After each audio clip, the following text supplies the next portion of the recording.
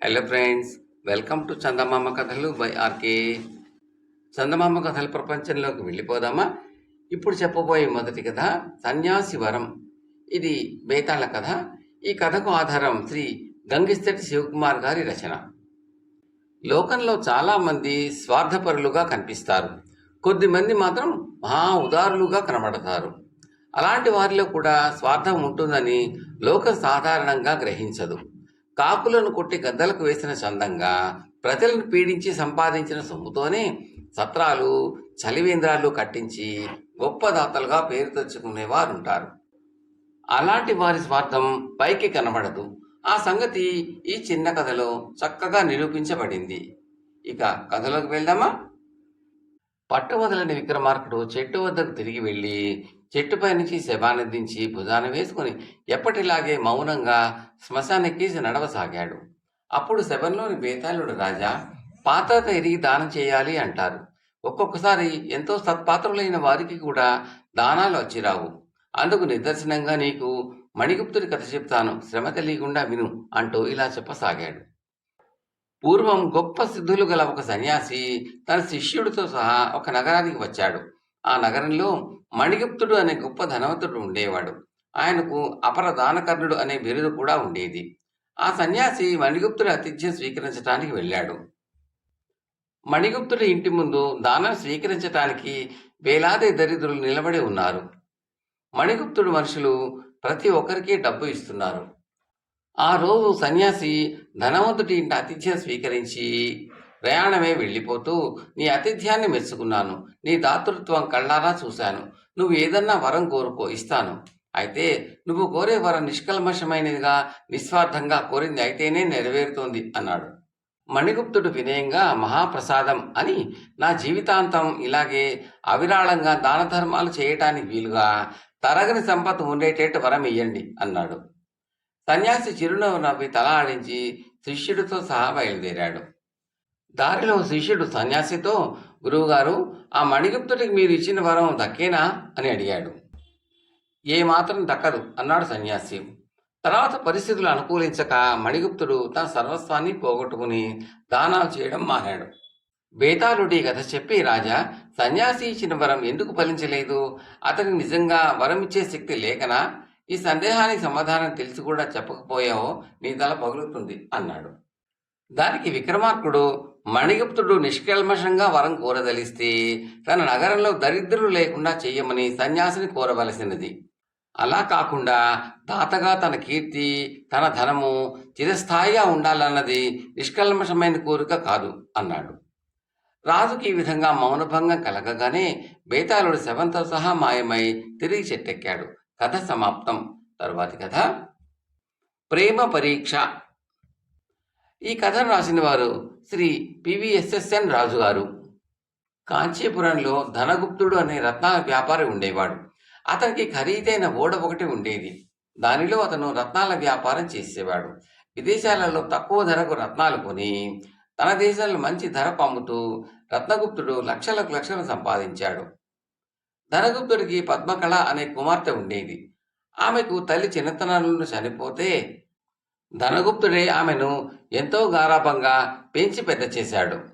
ఆమెను తనలాంటి లక్షాధికారికి ఇచ్చి పెళ్లి చేయాలి అని ఆలోచించాడు ధనగుప్తుడు. అయితే పద్మకళ విద్యాగుప్తుడు అనే యువకుడిని ప్రేమించింది.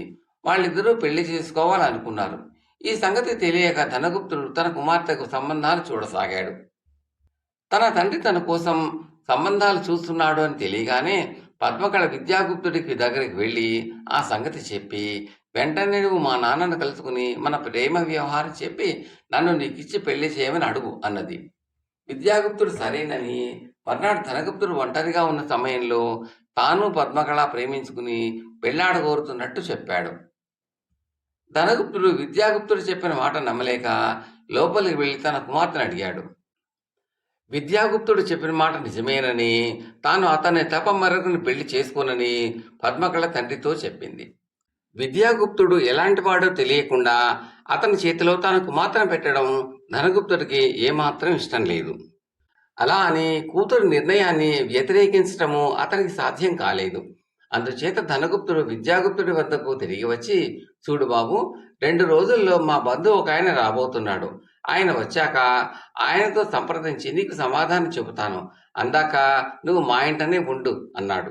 విద్యాగుప్తుడు సరేనన్నాడు.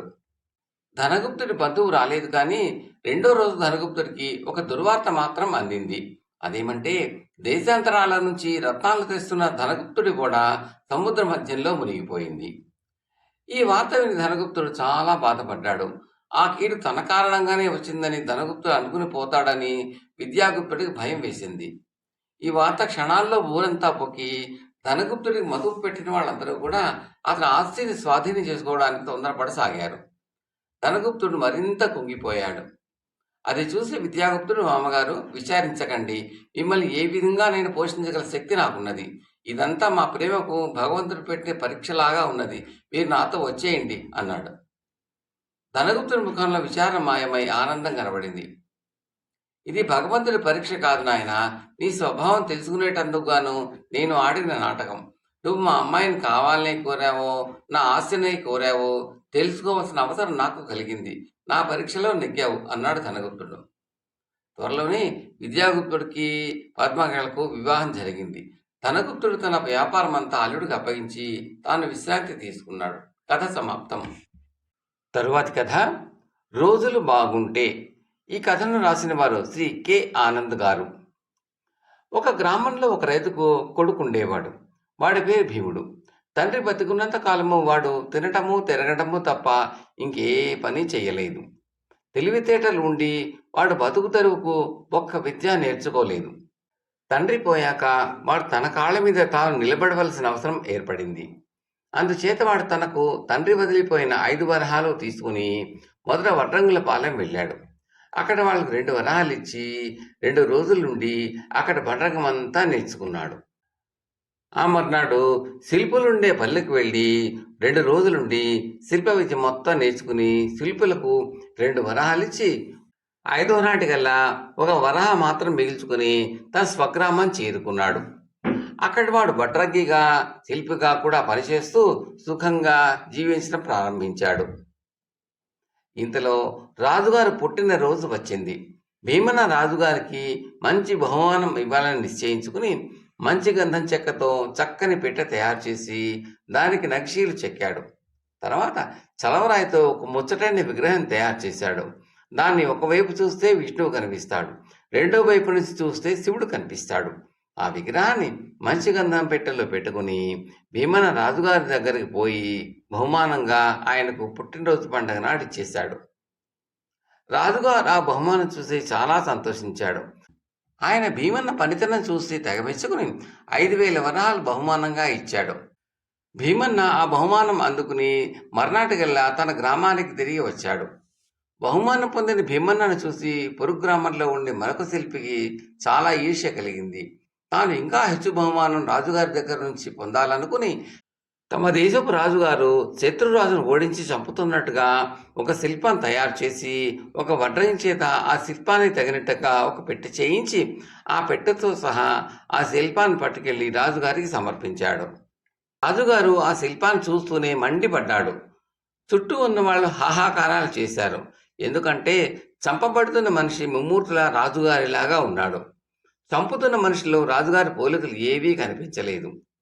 రాజుగారు ఆ శిల్పాన్ని అక్కడికక్కడే పగలగొట్టించి శిల్పికి 50 కొరడా దెబ్బలు బహుకరించి పంపేశాడు. ఆ శిల్పికి భీమన్న మీద ఉండిన ఈర్ష్య క్రోధంగా మారింది. అతను ఒక రాత్రి భీమన్న ఉండే ఇల్లు కాస్త తగలబెట్టించేశాడు. ఇంటితో పాటు భీమన్నకున్న ఆస్తిపాస్తులన్నీ బూడిదైపోయాయి. తన పని మళ్ళీ మొదటికి వచ్చేసరికి భీమన్న తిరిగి వడ్రంగం చేసుకుని బతక నిశ్చయించి కలప కొట్టుకు రావడానికి గొడ్డలు తీసుకుని అడవికి వెళ్ళాడు. అతను రాళ్ల గుట్టల మధ్య నడుస్తూ ఉండగా ఒక రాయి తగిలి కాలి గోరు బూడి చాలా బాధ కలిగింది. భీమన్న కోపంతో ఆ రాయిని సత్తు కొద్దీ పక్కకు నెట్టాడు. ఆ రాయి కింద విచిత్రంగా ఒక పలక రాయి కనిపించింది. కొండరాళ్ల కింద ఎవరో పెడితే తప్ప పలకరాయి ఎందుకుంటుంది అనుకుని భీమన్న ఆ పలకరాయి మీద ఉన్న మరికొన్ని రాళ్ళు కూడా తొలగించి పలకరాతిని ఎత్తేసరికి దాని కింద ఒక గుంటలో బోలెడని నగలు, డబ్బు ఉన్నవి.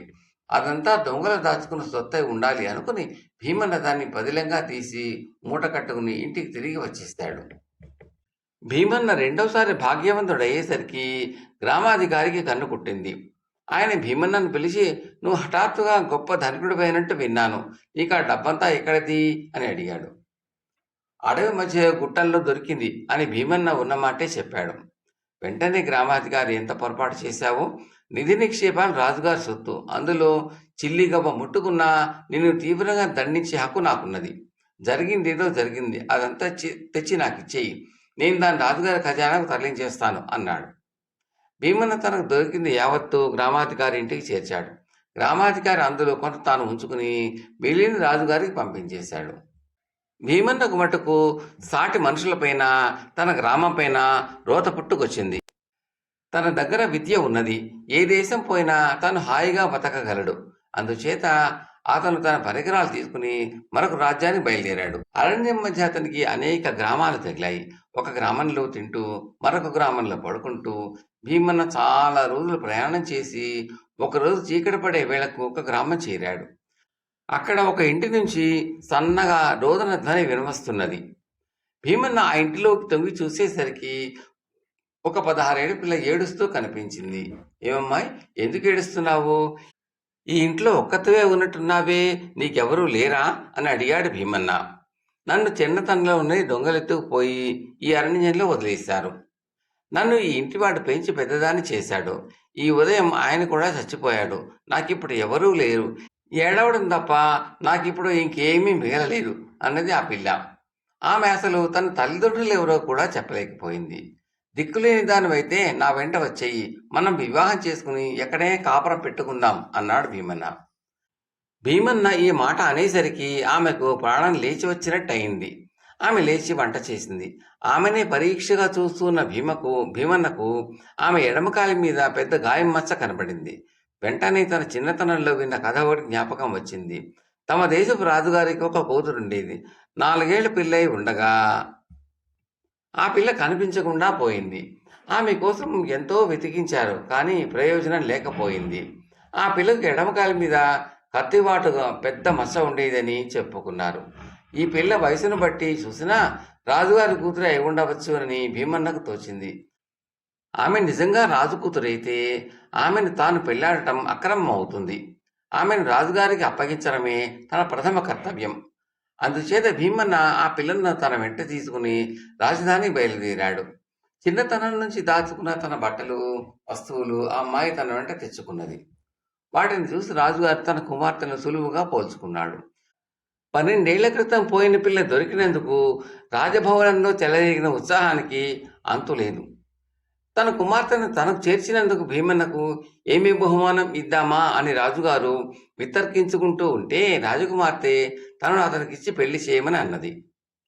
అతనిలో ఏ కోసైనా స్వార్థం లేదు. "నేను దిక్కులేనిదానైనా నన్ను పెళ్లాడతానన్నాడు. నేను సరేనన్నాను. ఆ తర్వాత నా కాలు మీద మచ్చ చూసి అనుమానం కలిగి అతను నన్ను ఇక్కడికి తెచ్చాడు. అతను నన్ను మరొక చోటికి తీసుకుపోయి పెళ్లాట ఉంటే ఎవరు ఆపగలిగి ఉండేవారు" అన్నది రాజకుమార్తె. తన కుమార్తెకు భీమన్న పట్ల చాలా గౌరవం ఉన్నదని గ్రహించి రాజుగారు ఆమెను భీమన్నకే ఇచ్చి పెళ్లి చేశాడు. ఈ వార్త తెలియగానే భీమన్న ఉండిన ఊళ్ళోని గ్రామాధికారి సన్యాసం పుచ్చుకున్నాడు. పొరుగుళ్ళో ఉండిన శిల్పి దేశాంతరాలు పట్టిపోయాడు. కథ సమాప్తం. తరువాతి కథ భోజన నిద్రా ప్రియులు. ఈ కథను రాసిన వారు శ్రీ ఎం రాధాకృష్ణ గారు, చీరాల. కథలకు వెళ్ళబోయే ముందు ఒక చిన్న రిక్వెస్ట్ అండి. మీకు ఈ కంటెంట్ నచ్చితే లైక్ చేసి బంధుమిత్రులకు షేర్ చేయండి. ఈ కథలపై మీ అభిప్రాయాలను తప్పక కామెంట్లో పెట్టండి. అది మాకు ఎంతో ప్రోత్సాహాన్ని ఇస్తుందండి. Thank you. ఇక కథలోకి వెళ్దామా? భోజన నిద్రా ప్రియులు. పూర్వం ఒక ఊర్లో ఒక రాజు ఉన్నాడు. చాలా కాలం వరకు ఆయన సంతానం కలగలేదు.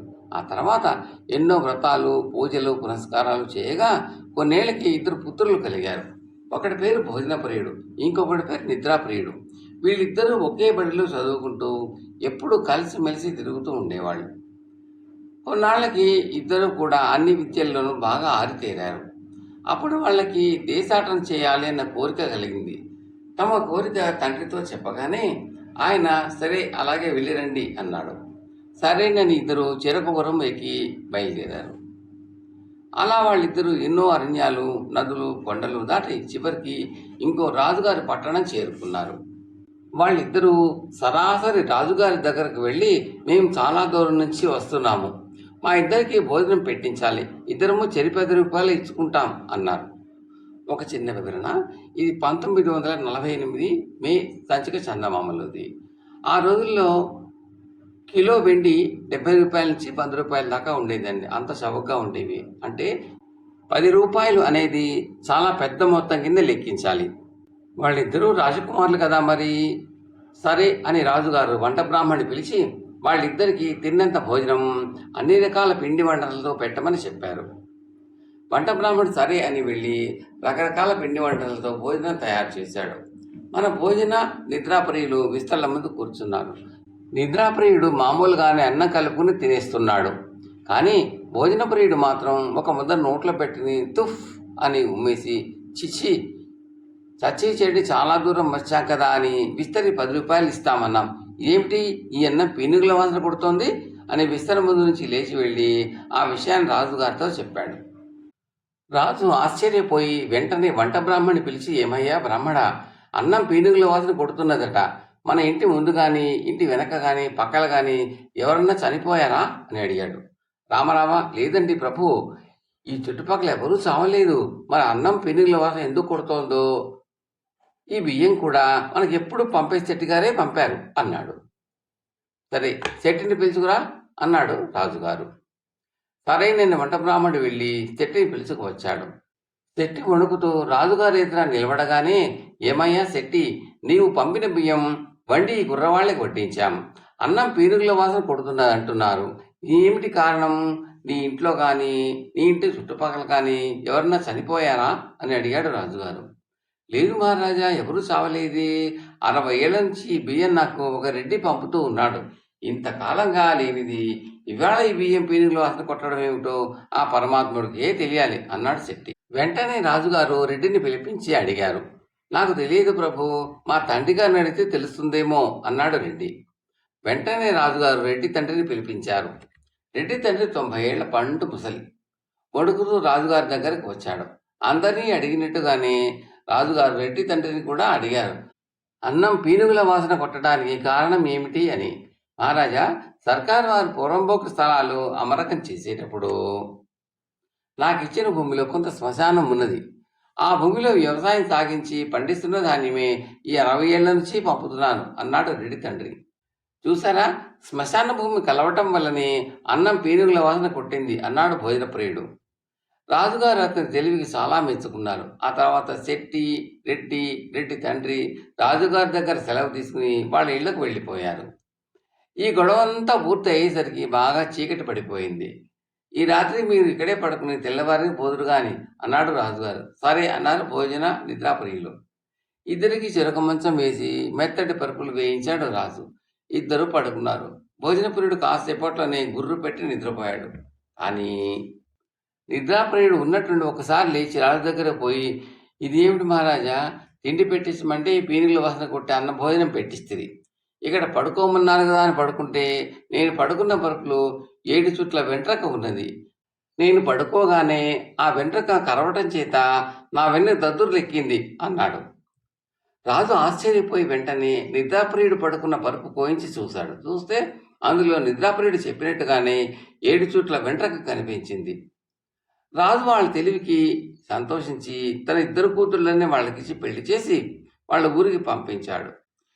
ఇద్దరూ పెళ్ళాలని గుర్రాల మీద ఎక్కించుకుని తండ్రి దగ్గరికి వచ్చేసి ఆ రోజు నుంచి హాయిగా కాలక్షేపం చేస్తున్నారు. కథ సమాప్తం.